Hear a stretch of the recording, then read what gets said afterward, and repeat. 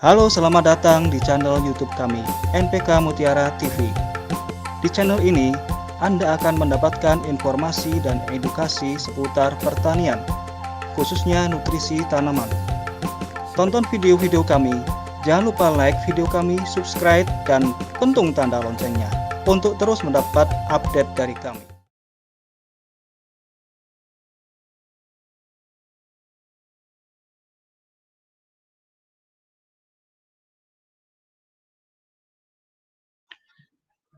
Assalamualaikum warahmatullahi wabarakatuh. Perkenalkan, saya Andi Masnawi, Manajer Area PT Merauke Tetap Jaya, Wilayah Sulawesi, Nusa Tenggara Barat, dan Nusa Tenggara Timur.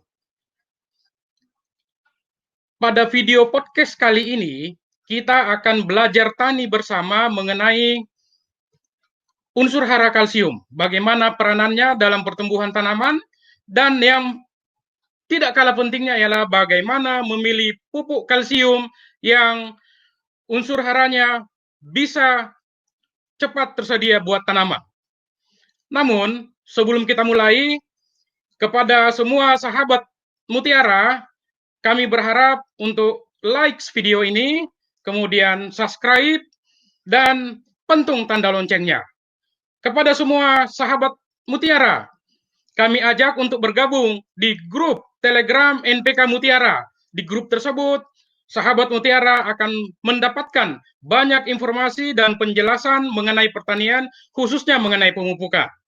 Dan apabila sahabat Mutiara ingin bertanya mengenai materi ini atau ingin memberikan masukan materi berikutnya yang akan kami buat podcastnya, kami berharap bisa mencantumkan di bawah kolom komen video ini.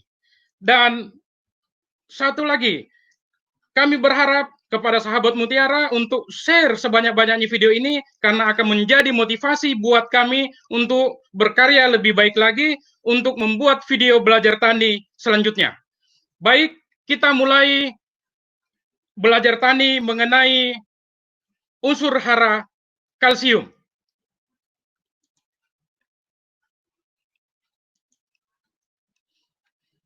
Nah, video kali ini ialah belajar tani mengenal lebih jauh unsur hara kalsium dan karakteristiknya.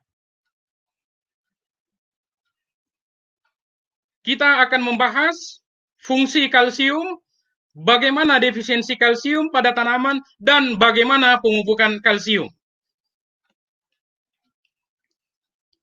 Kita ketahui bahwa tanaman membutuhkan 12 unsur hara esensial, baik unsur hara makro maupun unsur hara mikro. Kalsium adalah salah satu unsur hara makro sekunder yang sangat dibutuhkan oleh tanaman. Apa saja fungsi kalsium bagi tanaman? Yang pertama ialah berfungsi dalam pembentukan dinding sel. Yang kedua, mendorong pembentukan dan pertumbuhan akar lebih baik. Yang ketiga, mengatur translokasi karbohidrat atau hasil fotosintesis kepada jaringan-jaringan tanaman lainnya. Yang keempat, kalsium berfungsi dalam kualitas hasil panen yang lebih baik. Dan yang kelima, kalsium dapat meningkatkan retensi buah di pohon. Kalsium juga akan berhubungan dengan pembentukan dan perawatan dinding sel serta aktivator dari beberapa enzim seperti amilase dan lain-lain sebagainya. Enzim ini akan banyak berperan dalam proses metabolisme tanaman. Kalsium juga akan berhubungan dengan kualitas hasil, daya simpan produk hasil pertanian. Kemudian kalsium juga berhubungan dengan kekuatan dan daya tahan tanaman terhadap stres lingkungan dan penyakit, serta berperan dalam aktivitas hormon. Dan kalsium juga berperan dalam sistem perakaran. Kemudian kita akan membahas mengenai defisiensi kalsium. Namun sebelum kita bahas bagaimana gejala atau ciri-ciri defisiensi kalsium, kita harus mengetahui dulu bahwa bagaimana sifat kalsium di dalam tanaman. Kalsium sifatnya tidak mobil di dalam tanaman. Artinya, kalsium tidak bergerak dari satu jaringan ke jaringan yang lain. Apabila sudah sampai ke satu jaringan, maka jaringan tidak akan bisa pindah ke jaringan yang lain. Yang kedua, bagaimana kalsium diserap oleh tanaman? Kalsium ditarik ke atas melalui proses transpirasi melalui jaringan pembuluh silam. Kemudian kalsium akan ada banyak pada jaringan dengan transpirasi tinggi. Sedangkan pada jaringan yang transpirasinya rendah seperti pada buah, kandungan kalsium akan rendah. Nah, ini yang membutuhkan strategi khusus atau bagaimana kunci suksesnya supaya kalsium bisa cukup berada pada buah atau jaringan tanaman yang membutuhkan. Nah, sebelum ke sana, kita harus mengetahui dulu bagaimana mengetahui gejala defisiensi kalsium. Defisiensi kalsium atau kekurangan unsur hara kalsium yang pertama itu akan berada pada daun muda.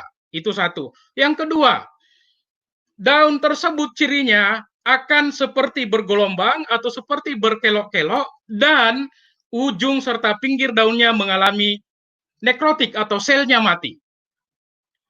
Paling tidak ada 5 gejala defisiensi kalsium. Yang pertama, daunnya akan mengalami nekrosis pada ujung dan pinggirnya. Kemudian yang kedua, umbi dan buah akan tidak normal. Yang ketiga, akan terjadi perubahan bentuk pada daun yang kekurangan kalsium. Yang keempat, sistem akar tanaman akan lebih pendek, dan yang lebih parah, tanaman bisa terhambat pertumbuhannya. Itu paling tidak 5 gejala defisiensi kalsium. Nah, ini kita lihat pada beberapa tanaman, gejala defisiensi kalsium pada tomat bisa terjadi gejala blossom and rot atau busuk ujung buah, kemudian pada semangka juga blossom and rot, pada mangga busuk ujung buah mangga, kemudian pada jeruk karena gejala kekurangan kalsium bisa mengalami pecah buah. Demikian juga pada tanaman sayuran bisa mengalami yang namanya tip bone atau ujung daunnya seperti kelihatan terbakar. Pada kentang, busuk umbi kentang, nah pada sayuran daun, ujung daunnya seperti terbakar. Bahkan pada tanaman kakao, penyakit vaskular strict dieback atau mati ranting itu juga salah satunya karena ditemukan kekurangan kalsium pada tanaman, demikian juga penyakit getah kuning pada manggis. Dan gejala defisiensi kalsium juga bisa terjadi pada akar, akarnya akan terhambat karena kekurangan kalsium. Kalsium terjadi kekurangan tersebut bisa disebabkan karena kalsium yang tersedia di sekitar perakaran memang rendah atau karena proses transpirasi yang rendah. Seperti kita jelaskan tadi bahwa kalsium ditarik oleh tanaman atau masuk ke tanaman karena sebagian besar oleh mengikuti pola transpirasi. Nah, kesimpulan dari fungsi kalsium terhadap tanaman yang pertama ialah kalsium akan berperan terhadap hasil. Tingkat potensi akan lebih baik, kemudian hasil yang dijual akan lebih bagus. Kemudian, perakaran tanaman akan lebih baik, dan kalsium bisa mengurangi atau mengatasi gangguan fisiologis pada tanaman seperti yang sudah kita sebutkan tadi, tip burn atau ujung daun terbakar pada sayuran, bitter pit pada apel, soft nose pada mangga, dan busuk ujung buah atau blossom and rot pada tomat, pada cabai, dan pada semangka. Kemudian, dengan kalsium, maka tanaman akan lebih tahan terhadap penyakit yang disebabkan oleh cendawan, dan yang tidak kalah penting, kalsium berhubungan dengan kualitas hasil panen yang kita peroleh. Daya simpannya lebih baik, panennya lebih segar. Nah, kita sampai pada kunci sukses pemupukan kalsium. Apa saja kunci pemupukan kalsium? Yang pertama ialah waktu aplikasi atau sesuai dengan fase pertumbuhan tanaman. kalsium akan sangat banyak dibutuhkan pada saat tanaman fase pembungaan ke pembentukan buah atau umbi dan pada fase pengisian atau pembesaran umbi dan buah. Waktu aplikasinya pada beberapa tanaman kita lihat misalnya pada tanaman jeruk atau tanaman buah-buahan yang lain. Waktu aplikasinya segera setelah panen, sebelum pembungaan dan pembentukan buah. Pada kentang, pada saat pembentukan umbi, pada kubis-kubisan, dalam 7-10 hari setelah tanam, diulangi 3 minggu kemudian. Pada tomat, cabai, dan ketimun, diawali sejak pertumbuhan fase vegetatif, diulang setiap 7-14 hari. Pada melon, sejak penanaman, fase aktif pertumbuhan tunas, dan pada pembungaan atau awal perbentukan buah. Itu yang pertama, waktu aplikasi. Yang kedua, gunakan Karate Plus Boroni. Kenapa? Karate Plus Boroni mengandung nitrat nitrogen 14%, mengandung borong 0,2%, dan mengandung kalsium 18,3%. Bagaimana kelarutan pupuk kalsium? Karate Plus Boroni, apabila dilarutkan 1 kilo dalam 1 liter air, maka semuanya akan larut. Bagaimana dengan pupuk kalsium yang lain? Bagaimana sumber kalsium yang lain? Kita lihat sama-sama bagaimana kelarutannya.